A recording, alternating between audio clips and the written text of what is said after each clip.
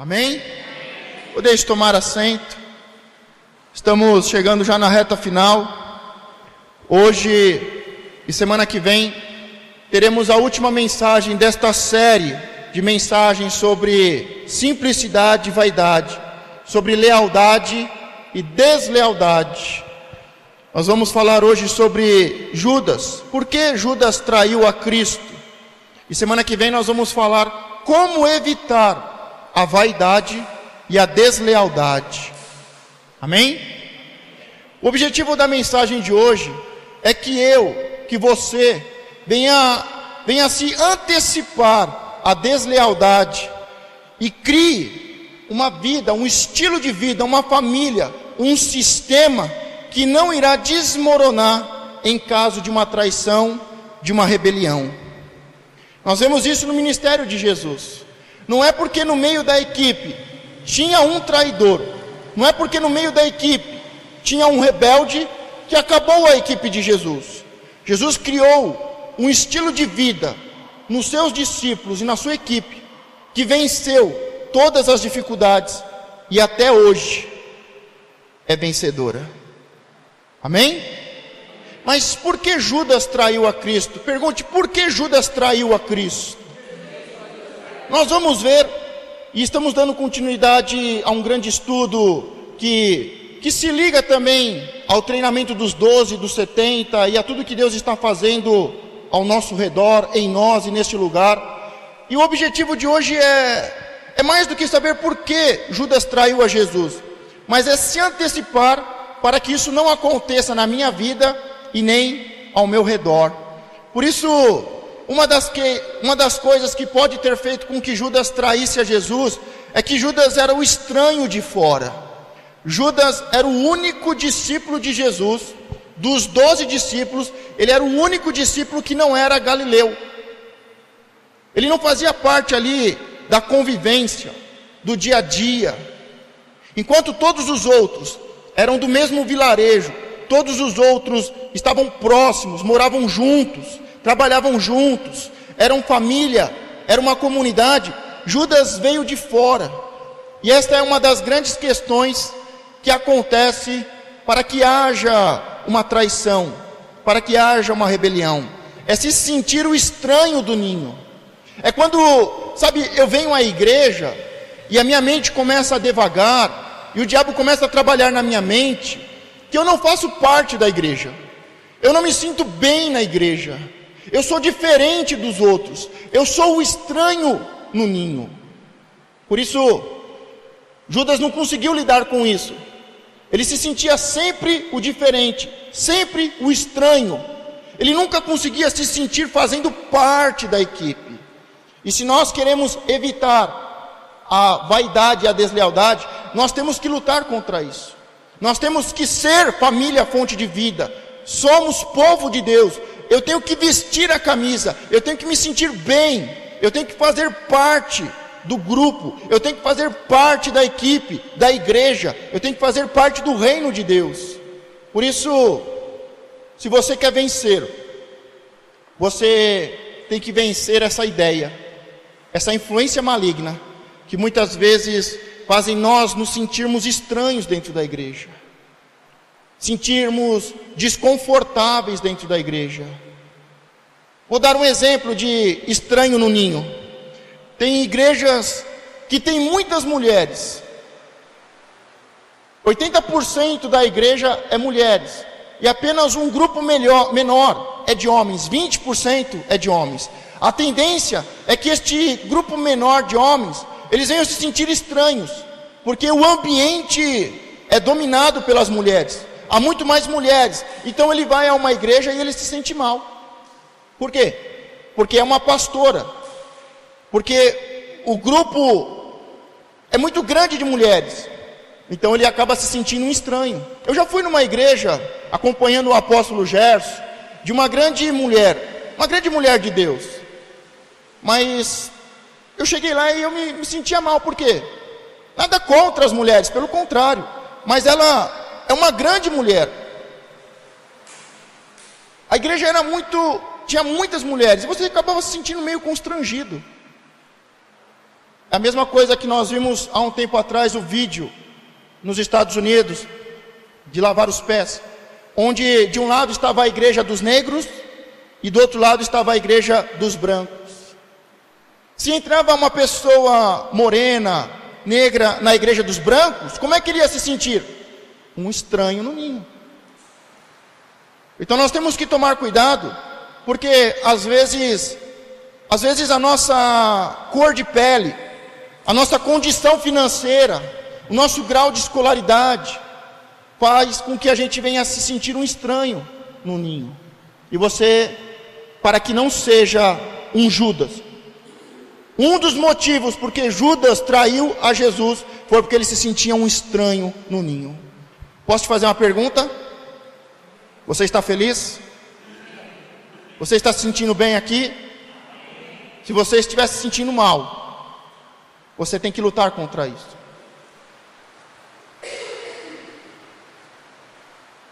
Próxima. Judas ficou desapontado com o tipo de treinamento que ele estava recebendo. Nós sabemos que Jesus chamou os discípulos não simplesmente para ver e ouvir, mas para serem treinados. Durante 3 anos e meio, o principal objetivo dos discípulos era ser treinado. E para isso, eles teriam que ouvir a mensagem de Jesus e ver o que Jesus estava fazendo. Eles evangelizaram, eles oraram, curaram os enfermos, expulsaram demônios, mas o principal propósito, nesses 3 anos e meio, em que eles foram chamados, e foram separados, e escolhidos, era um treinamento, e dentro desse treinamento, o principal objetivo era ouvir e ver. Mas Judas não estava feliz com o tipo de treinamento que estava sofrendo, que estava vivendo. Tem muitas pessoas que vêm para a igreja e querem ser obreiros, querem ser pastores, querem ser presbíteros, outros querem ser apóstolos, outros querem ser anjos, arcanjos, serafins, querubins. As pessoas querem crescer, as pessoas querem prosperar, as pessoas querem ter títulos, as pessoas querem ter crachá, anel de apóstolo. Eu estou aqui com a minha camisa de obreiro, e não tem um dia nas redes sociais que alguém me pergunta, mas você é obreiro? Você é obreiro ou você é pastor? Aí eu falo, eu sou pastor,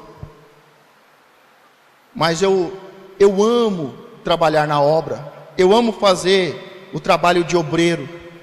Então Judas, ele não estava muito feliz. Às vezes ele tinha que usar uma camisa de obreiro e ele queria usar um terno. Às vezes ele tinha que usar uma roupa de trabalhador e ele queria usar vestes sacerdotais. Então ele não estava satisfeito com o tipo de treinamento. Ele não queria ouvir e ele não queria ver. Mas além da parte teórica do ensinamento de Jesus, que era ouvir e ver, tinha alguns trabalhos que não davam muito prestígio. São 3 bases do treinamento de Jesus com os seus discípulos. Judas o porteiro, diga comigo, Judas o porteiro. E disse Jesus, mandai assentar os homens, João 6:10. Uma das coisas que os discípulos tinham que fazer, além de ouvir e além de ver, eles tinham que receber as pessoas. Jesus dá uma ordem aos seus discípulos: receba as pessoas, mande os homens se assentarem. É o Judas porteiro, mas ele não estava muito feliz em ser um porteiro. Ele não estava muito feliz em ser um discípulo, um futuro 12 apóstolo, mas fazer o trabalho de um porteiro. As pessoas precisam entender que todos nós fomos chamados e todos nós estamos ouvindo a palavra e estamos vendo o agir de Deus. E nós temos que todos nós trabalhar. Todos nós temos que trabalhar. Não estou falando do obreiro que está na porta. e está recebendo as pessoas. Mas eu estou falando que todos nós, para vencermos a traição, o espírito da vaidade, da deslealdade, nós temos que aprender a receber as pessoas. Chegou alguém, cumprimente, abrace, deseje paz, faça a pessoa se sentir bem, porque o vaidoso vai fazer as pessoas que entrarem neste lugar se sentirem mal. O vaidoso vai passar do lado e não vai olhar nos olhos. O vaidoso vai passar do lado e vai medir dos pés à cabeça.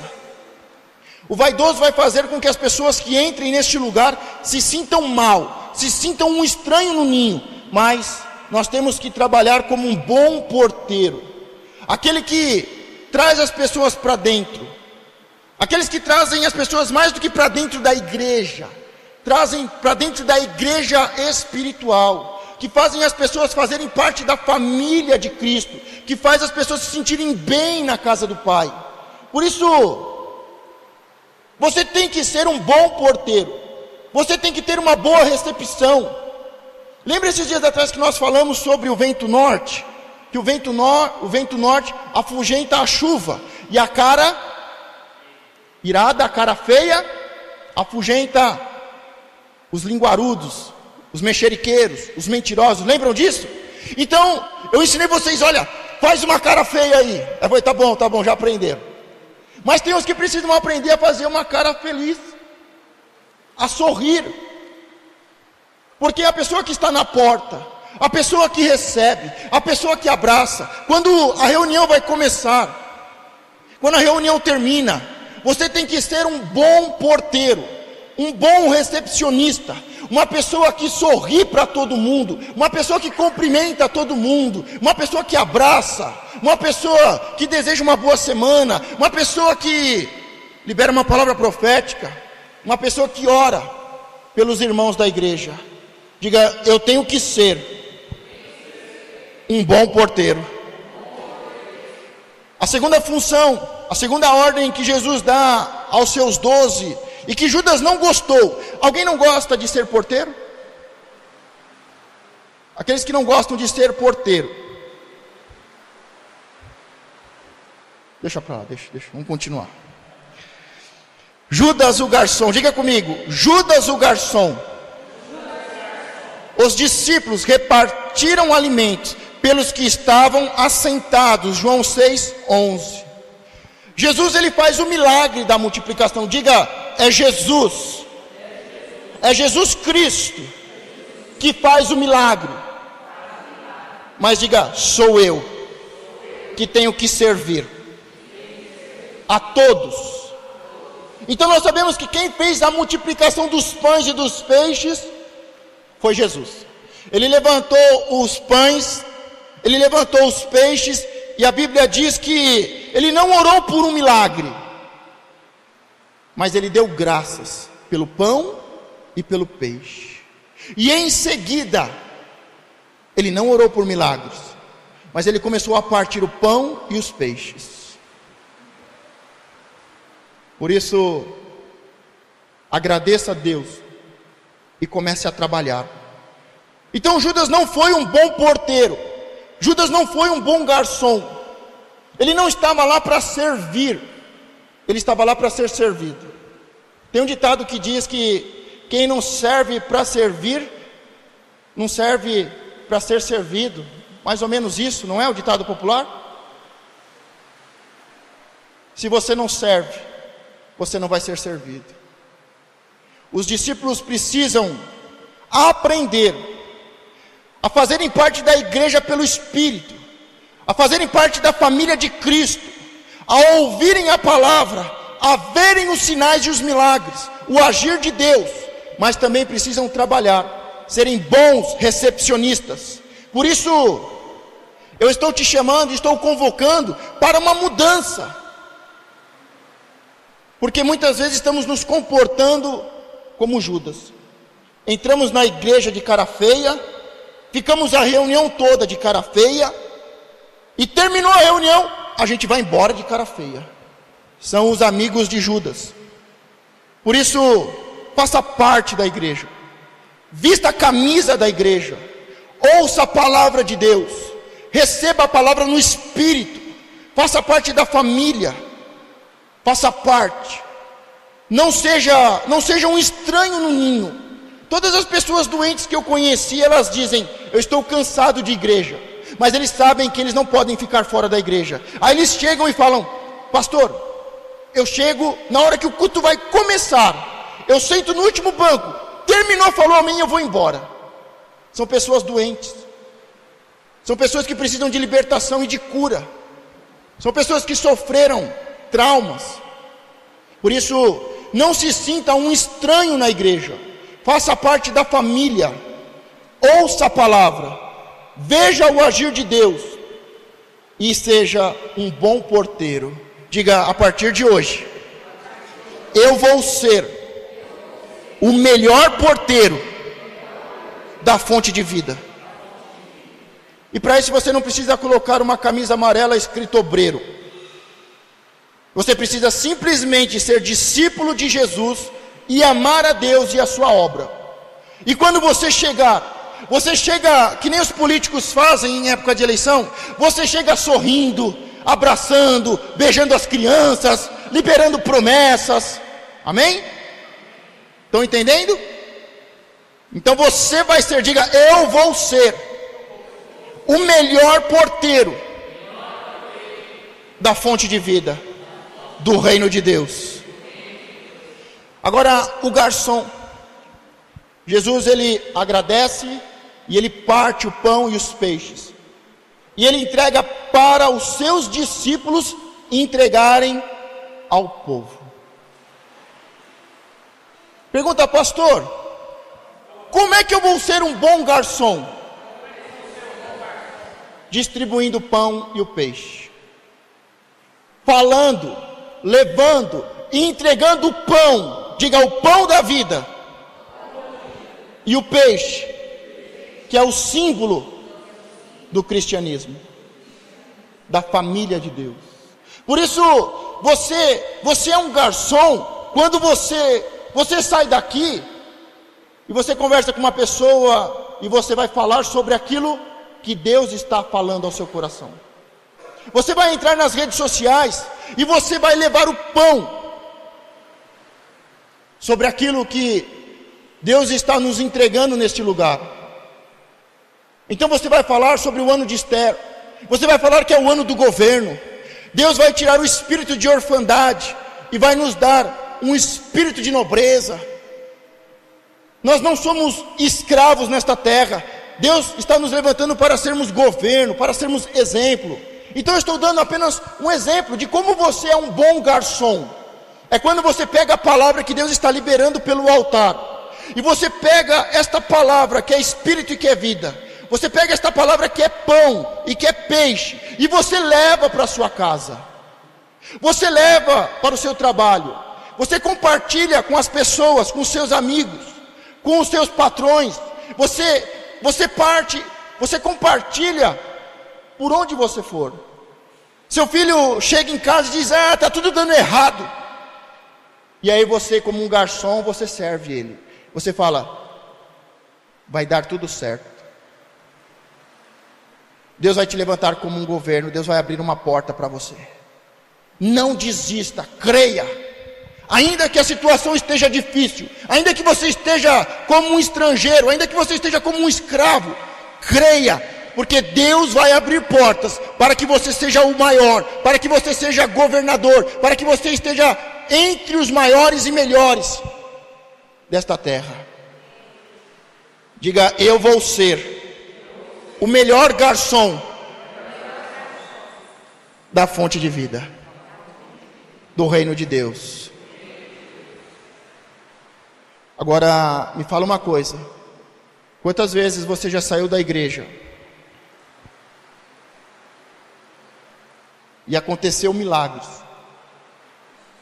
Deus está suprindo a necessidade do povo, e você chega em casa, o seu esposo, a sua esposa, alguém da sua casa está com fome, precisando de pão, precisando de peixe, e você ouve ele reclamando, você ouve ele murmurando, você ouve ele se debatendo, você ouve ele sedento, com fome, sem saber para onde vai, e você não trabalhou como um bom garçom. Você não chegou e falou: olha, Deus falou ao meu coração que em meio à crise Ele vai nos prosperar, Ele vai abrir portas. Quantas vezes deixamos de ser um bom porteiro? Quando foi? E quantas vezes deixamos de ser um bom garçom? Porque o bom porteiro traz as pessoas de fora para dentro da igreja, traz as pessoas do mundo para a igreja de Cristo. Um bom garçom vem à casa do Pai e não simplesmente come até não aguentar mais, mas ele pega do pão da vida e leva para a sua casa, leva para o seu trabalho, espalha pelas redes sociais. Diga: Judas o porteiro, Judas o garçom, agora Judas o mensageiro. Diga: Judas o mensageiro. Enviou então Jesus 2 discípulos, Mateus 21, 1. Quantas vezes há um propósito, há um projeto. Uma das coisas que o apóstolo tem ministrado ao coração dos líderes é sobre o projeto Obed-Edom. E quem é discípulo de Jesus é um bom porteiro, é um bom garçom e é um bom mensageiro. Vai ser um ministro no projeto Obed-Edom, vai ser um auxiliar, vai ser um anfitrião, vai abrir a sua casa para que haja 12 reuniões, vai ser um auxiliar para conhecer o projeto, para viver o projeto, para depois de ver e ouvir, colocar em prática, trabalhar. Por isso, uma das coisas que Judas não gostou é de ser um mensageiro, de ser uma pessoa que era enviada a levar as boas novas. E nós, como discípulos de Cristo, nós temos que fazer parte da igreja, nós temos que trabalhar, nós temos que ser um bom porteiro, um bom garçom e um bom mensageiro. Quantas pessoas estão na igreja há mais de 3 anos e meio? Se você está na igreja há mais de 3 anos e meio, você já deveria ser um mensageiro. E a pergunta é: por que você não é ainda?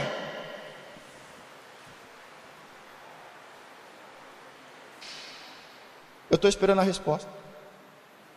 Mas você pode entregar a resposta só para você. Porque cada um cuida da sua vida e cada um vai prestar conta daquilo que Deus está dando. Por que você ainda não é um anfitrião?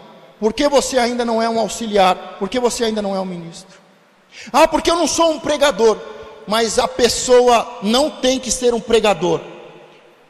A pessoa não tem que saber pregar. A pessoa tem que saber falar.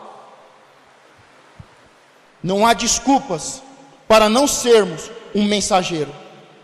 Porque começamos a nos sentir um estranho dentro da igreja de Cristo. Porque na igreja de Cristo nós temos que fazer parte da família, nós temos que ouvir, nós temos que ver, nós temos que trabalhar. E nós nos sentimos um estranho dentro do ninho, porque não somos um porteiro, não somos um garçom e não queremos ser um mensageiro. Mas os outros discípulos foram. Dos 12, apenas um não estava gostando do treinamento. Apenas um se rebelou contra o treinamento. Diga: Judas o lixeiro. Recolhei os pedaços que sobejaram. João 6,12. Depois que tudo terminou, houve uma reunião, houve uma palavra. As pessoas ouviram, as pessoas viram. Jesus agradeceu. Jesus colocou a mão no peixe e no pão e partiu e multiplicou. E os discípulos entregaram à multidão. A multidão ouviu, a multidão viu, e agora a multidão foi embora. Mas aqueles que são discípulos de verdade, eles são porteiros. Eles são os primeiros a chegar na igreja. eles são garçons, eles são mensageiros e também são lixeiros.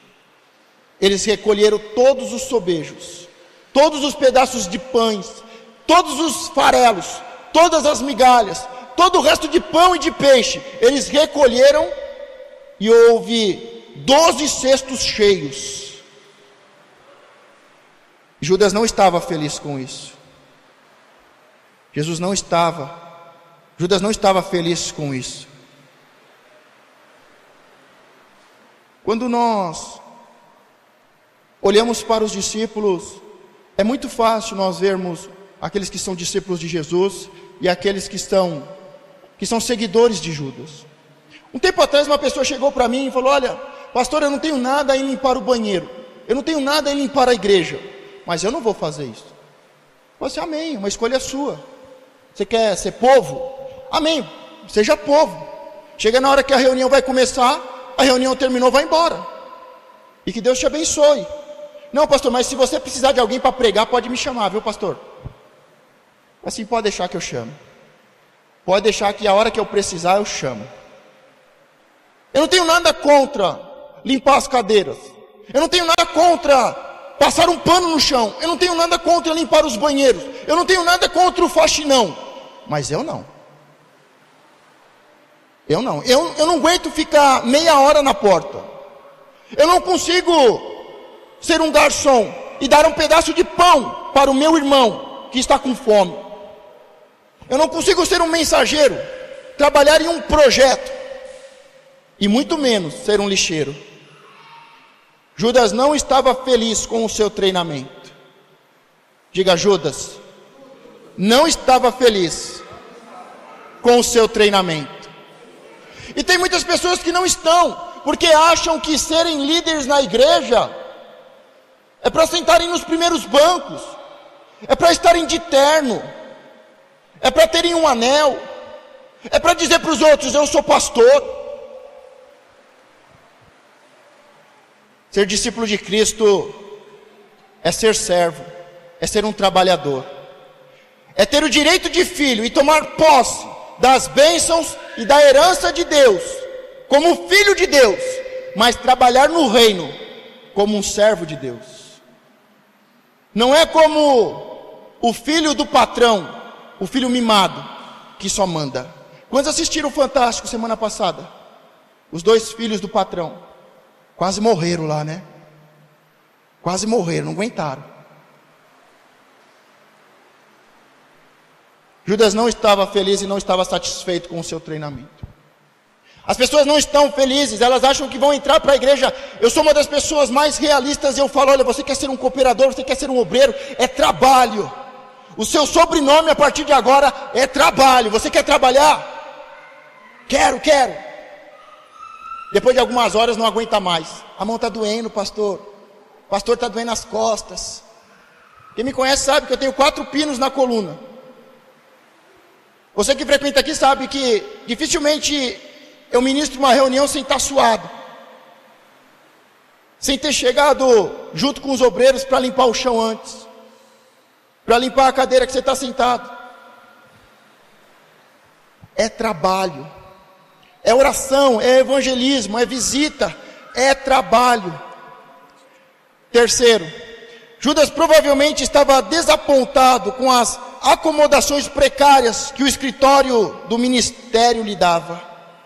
Judas achava que ia ter um escritório, e Jesus diz: eu não tenho onde reclinar a minha cabeça. Muitas pessoas querem vir para a igreja para terem regalias. Você não tem ideia de quantas vezes já ouvi pastores dizendo que iam para a igreja porque iam ficar ricos. Eu conheço e eu sei que todos os pastores de verdade, que trabalham para Deus, o dono do mundo, o dono do ouro e da prata, são prósperos. Todos os pastores que trabalham de verdade são prósperos, muito prósperos. Mas eu também sei que todos os pastores que entraram para o trabalho, para o ministério, querendo ficar rico, são os mais miseráveis que tem. Se o nosso Deus, o nosso Senhor, é dono do ouro e da prata, ele vai pagar e ele vai recompensar os seus bons trabalhadores, mas ele também vai punir os seus maus trabalhadores. Quarto, Judas ficou desapontado com o transporte precário oferecido pelo escritório ministerial. Judas ficou decepcionado, porque eles tinham que caminhar de uma cidade a outra a pé. Eles chegavam a andar 30 quilômetros por dia. Nós vimos que em alguns momentos eles chegavam em uma cidade, eles não eram bem recebidos, eles tinham que caminhar mais à frente ainda. E Judas achou que ia andar de jumentinho todo dia. Jesus só andou no seu último dia do ministério, de jumentinho. Tem pastor que vem, tem pessoas que querem trabalhar na igreja, porque, eu vou trabalhar na igreja, eu vou ter um carro zero. Judas estava insatisfeito. Quantas pessoas estão insatisfeitas por serem crentes? Eu vim para a igreja porque me anunciaram um Jesus da prosperidade. Eu vim trabalhar porque disseram que Jesus era muito bom e que ia me abençoar. 5. Talvez Judas não estivesse satisfeito com o tipo de comida que ele tinha de comer quando se tornou um ministro de tempo integral. 6. Talvez Judas começou a ver Jesus como um cruel miserável que nunca seria generoso com os seus empregados. 7. Talvez Judas não gostasse do jeito especial que Jesus era tratado. 8. Talvez Judas sentiu que a ênfase e direção do ministério haviam mudado.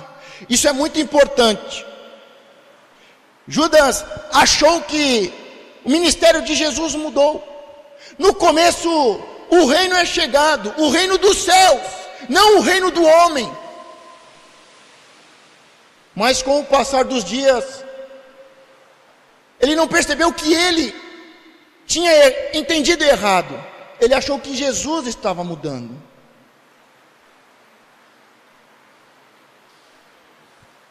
Ele achou que a ênfase do ministério tivesse mudado de direção.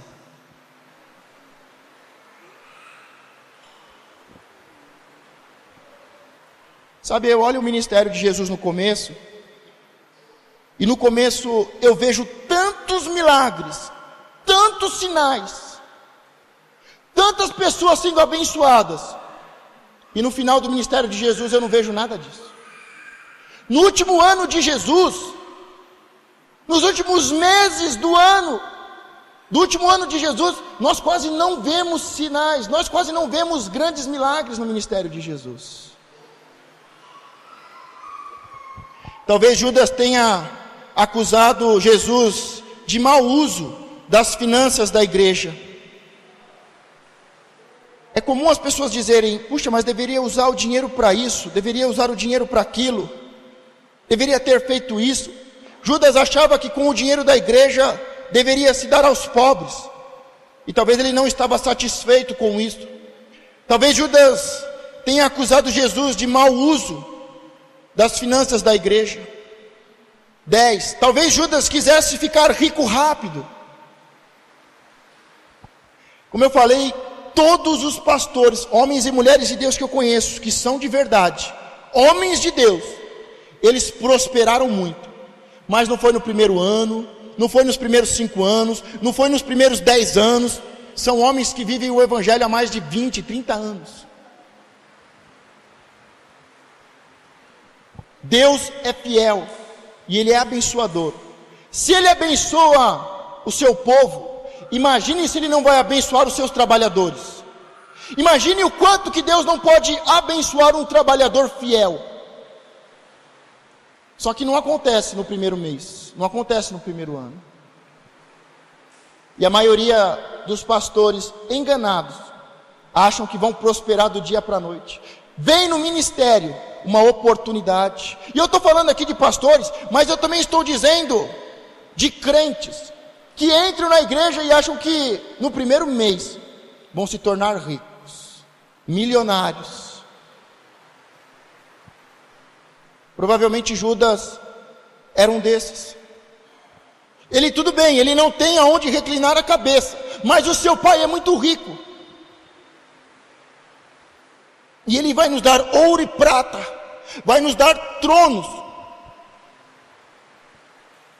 Eu vejo que a maioria dos grandes líderes demoraram mais de 21 anos para se tornarem grandes líderes. Outro dia eu estava ouvindo o testemunho de um dos grandes homens que prega para multidões. Ele falou: olha, eu tinha 9 anos de ministério, a igreja não passava de 20 pessoas, e eu estava a ponto de desistir. Depois de 9 anos, com uma promessa para uma grande igreja, eu estava a ponto de desistir porque não acontecia. 9 anos e nada acontecia, eu pregando para 20 pessoas, e eu falei: Deus, eu vou parar. E Deus falou: mas vai começar é agora. E depois de 9 anos que o ministério dele começou a romper, hoje ele prega para as nações.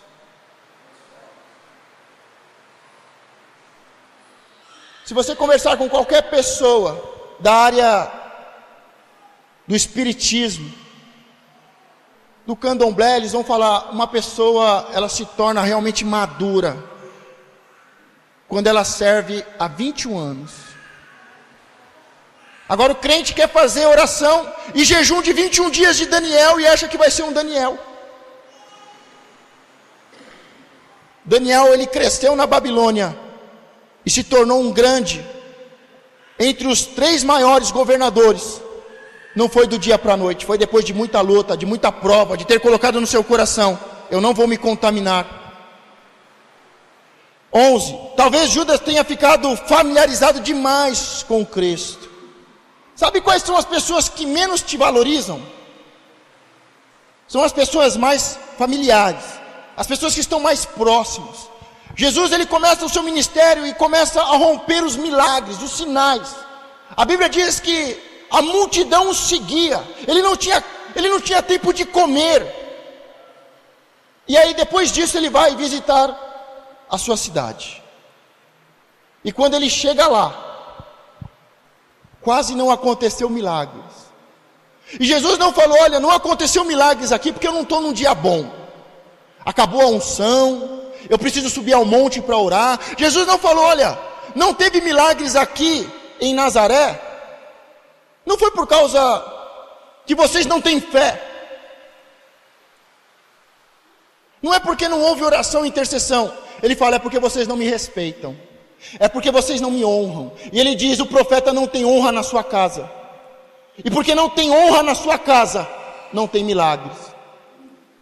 E uma das coisas que dizem sobre Judas é que Judas estava muito próximo. Ele se sentia muito familiarizado, muito amigo de Jesus.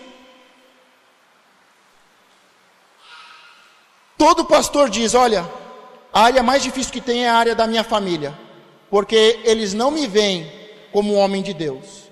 Pelo contrário, eles fazem questão de me afrontar. E talvez Judas estava muito próximo.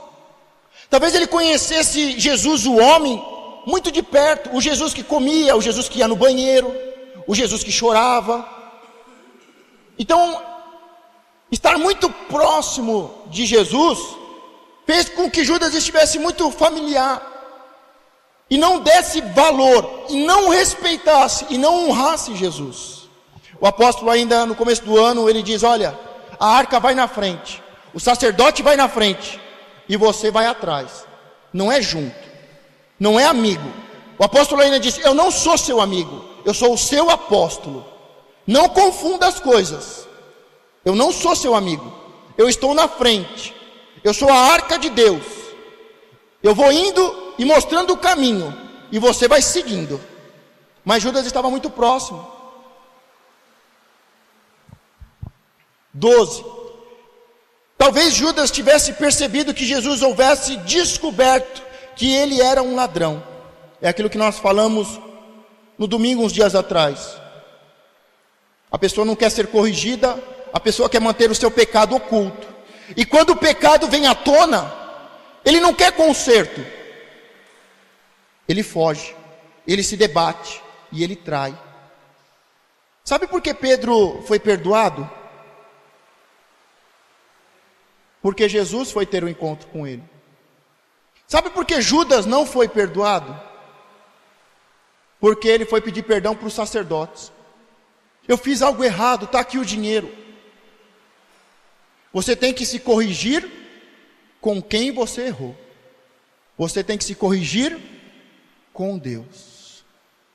Pedro teve a oportunidade de se corrigir diante daquele a qual ele tinha negado. Mas Judas, ele foi conversar com os sacerdotes, com aqueles que eram igual a ele. 13. Talvez Judas pensou que se Jesus fosse realmente morrer, ele perderia seu emprego, ele teria de garantir-se. Hoje o que mais tem são cantores que vão de uma igreja na outra, procurando um emprego. Esses dias eu estava vendo uma pessoa falar sobre os levitas, ele falou assim: olha, eu trago na minha igreja, eu pago um valor muito alto para este cantor vir à minha igreja, e ele ainda quer trazer livro, ele quer trazer CD. Não, eu tô pagando para ele vir aqui cantar, não é para ele vir vender material. E aí ele falou que alguns não queriam, porque além de receber um valor, um salário, porque a palavra diz que o obreiro é digno do seu salário, mas ele quer ganhar mais, é ganancioso.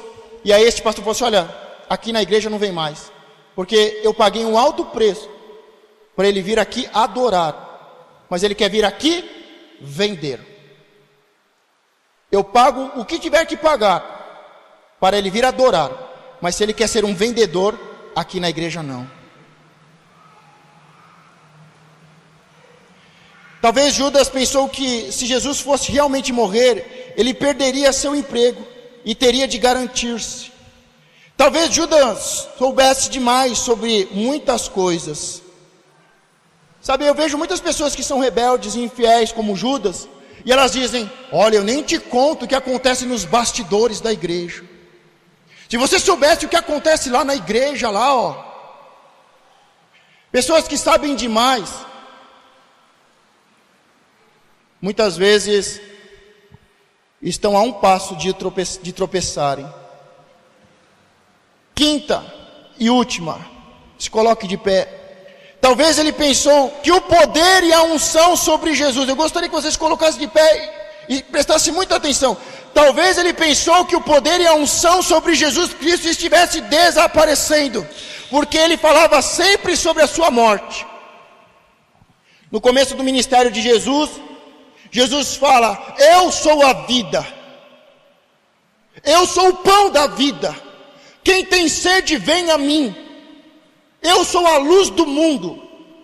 Muito poder, muita unção, muitos milagres, muita libertação, muita cura. A palavra diz que Jesus entrava em um vilarejo e todos eram curados, só pela presença de Jesus naquele lugar. Diga: muita unção. Mas no final do ministério de Jesus, ele para de falar de vida e ele começa a falar de morte. Ele fala: eu vou me entregar, convém que eu me entregue, eu vou me entregar aos malfeitores, eu vou morrer. E Judas começa a olhar: mas tanto poder e tanta unção, o pastor orava e acontecia tantos milagres, o pastor orava e as pessoas eram libertas, pessoas manifestavam espíritos malignos, eram libertas, eram curadas, e agora parou os milagres. Por que não falam isso do ministério de Jesus? Por que não falam que no último ministério de Jesus quase não houve libertação, quase não houve exorcismo, quase não houve cura? Judas acha que o seu mestre não tem mais conhecimento, e agora ele tem que aprender com os sacerdotes. Judas acha que o seu mestre não tem mais conhecimento, ele busca os sacerdotes. Ele acha que o seu mestre não pode mais suprir as suas necessidades, e ele vai buscar um prato de lentilha. Ele acha que Jesus não pode mais, não tem mais poder. Parece que a sua palavra não acontece nada, No Sermão da Montanha termina e o povo dizia: nunca vimos uma mensagem como essa. Não é como os escribas, é uma palavra de poder, de autoridade. Mas no final parece que a palavra de Jesus não tem poder. Os judas sempre acham que o seu mestre, que o seu pastor, Judas acha que Jesus está perdendo a força, está perdendo a unção, acha que Jesus se desviou, acha que não vai ter provisão. Mas Jesus estava simplesmente se preparando para entregar a coisa mais importante e valiosa, a sua vida, pelos seus discípulos fiéis.